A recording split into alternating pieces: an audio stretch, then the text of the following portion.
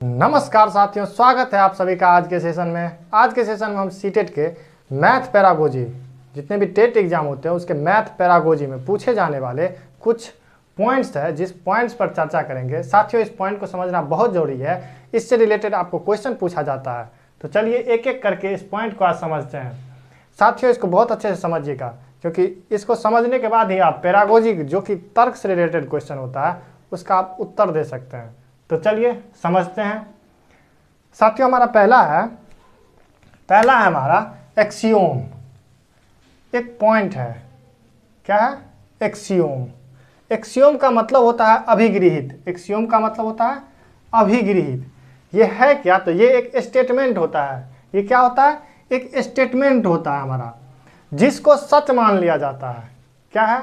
Axiom जो है एक स्टेटमेंट है, जिसको सच मान लिया जाता है। और जैसे देखिए, इसका एग्जाम्पल है कि 2 + 2 = 4। इसमें किसी प्रूफ की कोई आवश्यकता नहीं है। हम बचपन से मानते आ रहे हैं कि 2 + 2 जो है 4 ही होता है। कितना? 2 + 2 4 ही होता है हमारा। ये हम बचपन से मानते आ रहे हैं। इसीलिए क्या है? एक्सियोम जो है एक अभिगृहित है, मतलब एक्सियोम को ही अभिगृहित कहते हैं। ये एक स्टेटमेंट है जिसको हम सच मान लेते हैं। क्या करते हैं? सच मान लेते हैं। उसके बाद अगला है हमारा कंजक्टर। क्या है हमारा? कंजक्टर, अनुमान। अनुमान क्या होता है हमारा?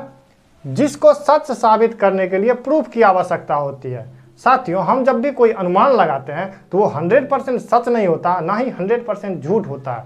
तो क्या करते हैं? उसको सच बनाने के लिए हम एक एविडेंस के तौर पे हम प्रूफ बनाते हैं। क्या करते हैं? प्रूफ करते हैं कि हाँ, ये चीज़ सही है। क्या करते हैं? प्रूफ करते हैं कि ये चीज़ सही है। और जब ये प्रूफ हो जाएगा तो वो क्या बन जाएगा हमारा? वो हमारा बन जाएगा थ्योरम। वो क्या बन जाएगा? थ्योरम। जब ये जो कंजक्टर है हमारा, यानी अनुमान जो है हमारा, वो अगर प्रूफ हो जाता है कि नहीं ये सही है, तो वो हमारा क्या बन जाता है? थ्योरम, यानी कि प्रमेय। देखिए उसमें कहता है प्रमेय क्या है? तो कंजक्टर को जब प्रूफ कर दिया जाता है, कंजक्टर को जब हम प्रूफ कर देंगे तो वो क्या बन जाएगा हमारा? थ्योरम। साथियों, ये 3 पॉइंट जो है, ये तीनों पॉइंट महत्वपूर्ण है। पहला हमारा अभिगृहित, जिसको सच मान लिया जाता है। दूसरा हमारा कंजक्टर यानी अनुमान, जिसको सच साबित करने के लिए प्रूफ की जरूरत होती है। और यदि वो प्रूफ हो गया कि ये सही है तो वो क्या बन जाता है? थ्योरम, यानी कि प्रमेय। अगला है हमारा गणित की प्रकृति। साथियों, गणित की प्रकृति, ये गणित की प्रकृति क्या होती है? तार्किक होती है। क्या होती है? तार्किक होती है। साथियों, हम गणित में हमेशा तर्क ही करते हैं। क्या करते हैं? तर्क करते हैं। इसलिए इसको कहा जाता है, इसकी प्रकृति क्या होती है? तार्किक होती है। इसमें इसको कहा क्या जाता है? क्या कहा जाता है? स्थान, संख्या, मापन, मात्रा, दिशा, गणना आदि का विज्ञान। साथियों, ये इस दुनिया में जो कुछ भी है वो कोई ना कोई विज्ञान ही है। क्या है? कोई ना कोई साइंस ही है, कोई ना कोई टेक्नोलॉजी ही है। तो हम उसी चीज़ को, गणित को भी एक विज्ञान मानते हैं। किस चीज़ का विज्ञान? तो स्थान, संख्या, मापन, मात्रा, दिशा, गणना, इन सभी चीज़ का हम विज्ञान मानते हैं। अगला है साथियों महत्वपूर्ण शब्दावली। महत्वपूर्ण शब्दावली में एक हमारा शब्द आता है अंक। क्या आता है? अंक। अंक को नॉमिनल कहते हैं। क्या कहते हैं? नॉमिनल। उसके बाद देखिए, एक नाम है। ये है क्या? अंक है क्या हमारा? एक नाम है जो सिंबल या नंबर को दर्शाता है। किसको दर्शाता है? अंक। नॉमिनल जो है एक सिंबल या नंबर को दर्शाता है, किसी नंबर को दर्शाता है। जैसे 1, 2, 3, ये सब हमारा क्या है? नॉमिनल है, यानी एक सिंबल है, ये एक नंबर है, इसको दर्शाता है। उसे हम क्या कहते हैं? अंक या नॉमिनल। उसके बाद अगला कहता है कि भाषा सरल और बोधपूर्ण होनी चाहिए। साथियों, जब भी हम स्कूल में पढ़ाते हैं तो आपको एक बात की हमेशा ध्यान रखना है कि बच्चों को वो भाषा दे जो उसके लिए बोधपूर्ण हो, मतलब उसकी क्षमता के अनुसार हो। क्या हो? उसकी क्षमता के अनुसार हो, बोधपूर्ण होनी चाहिए, प्लस सरल हो, यानी आसान हो। मतलब इतना आसान हो कि वो उसको हम जैसे कि उस बात को समझ जाए। क्या करें? जैसे हम उसको कोई बात बोले वो उस बात को समझे। तो क्या कहता है? भाषा सरल और बोधपूर्ण हो। सरल भी हो और बोधपूर्ण भी हो। बोधपूर्ण का अर्थात उस भाषा जो हम उसको दे रहे हैं उसका कोई ना कोई महत्व हो और अच्छी महत्व हो। उसके बाद बच्चों के मानसिक स्तर के अनुरूप और दैनिक जीवन से जुड़ा हो। क्या कहता है कि बच्चों के मानसिक स्तर के अनुरूप और दैनिक जीवन से जुड़ा हुआ होना चाहिए। मतलब जो अभी अभी बताए कि हम जो वो दे भाषा जो बच्चों के मानसिक स्तर मतलब उसकी दिमाग की क्षमता, उसकी बुद्धि की क्षमता के अनुकूल होना चाहिए। ये नहीं कि कोई बच्चा प्राथमिक विद्यालय, मान लीजिए पहला क्लास का बच्चा यानी फर्स्ट क्लास का बच्चा है और उस बच्चा को हम 8वीं क्लास का यानी 8th क्लास का बुक अगर पढ़ाएंगे तो उसके समझ से बाहर हो जाएगा। इसीलिए जो मान लीजिए फर्स्ट क्लास का बच्चा है वो उसी लेवल का, उसको उसी तरह से हमको पढ़ाना है। क्या कहते हैं मानसिक स्तर, तो बच्चे का मानसिक स्तर अगर फर्स्ट क्लास का बच्चा है तो फर्स्ट क्लास का में ही उसको जो उसके अनुकूल होगा वो पढ़ाएंगे। उसके बाद दैनिक जीवन से जुड़ा हुआ होना चाहिए। साथियों जो वो दिन भर कार्य करता है, दिन भर देखता है, उनसे जुड़ा हुआ रहना चाहिए, तो बच्चा बहुत बेहतर से और जल्दी सीखेगा। साथियों इसी में एक और चीज़ है हमारा एग्रीगेशन, समुच्चयन। एग्रीगेशन का मतलब होता है समुच्चयन यानी दो चीज़ों को जोड़ना। दो चीज़ों का जोड़ना कैसे? जैसे मान लीजिए 4 बुक है, 4 बुक है प्लस इसमें हम जोड़ देंगे फिर 4 बुक, तो ये क्या हो गया हमारा एग्रीगेशन। इसमें जो हम जोड़ेंगे तो ये हो गया एग्रीगेशन। उसके बाद एक होता है हमारा अगमेंटेशन। अगमेंटेशन का मतलब होता है संवर्धन। क्या होता है? संवर्धन।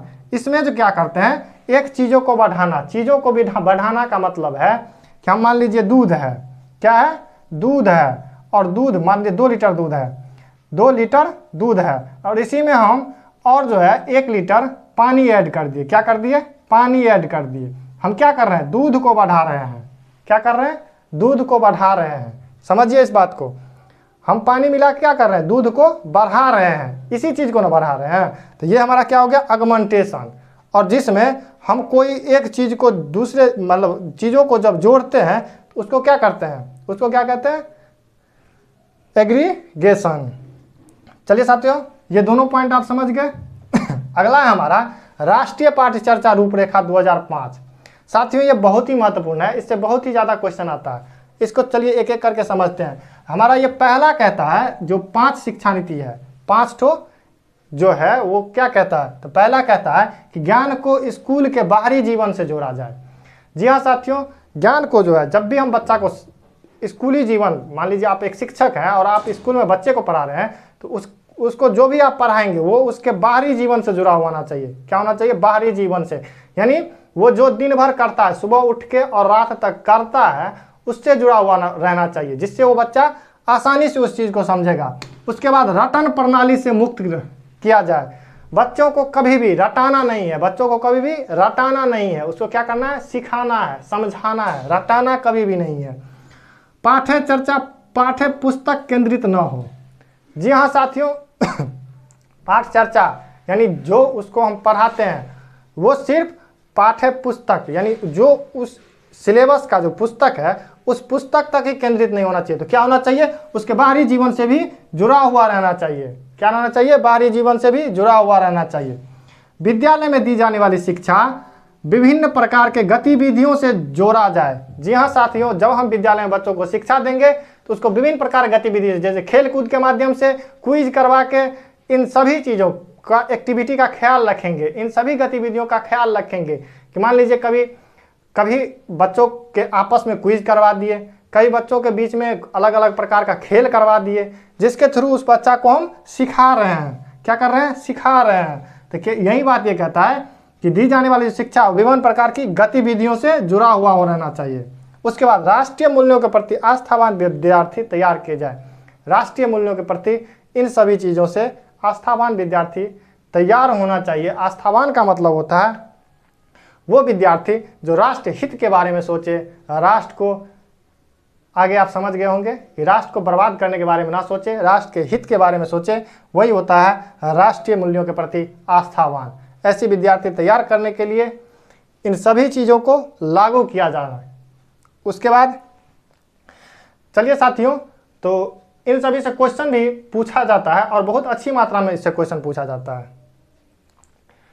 ये चीज़ सभी आप समझ गए? तो समझ गए इनके ऊपर जो आधारित क्वेश्चन होगा वो आप लोग बनाने का प्रयास कीजिएगा।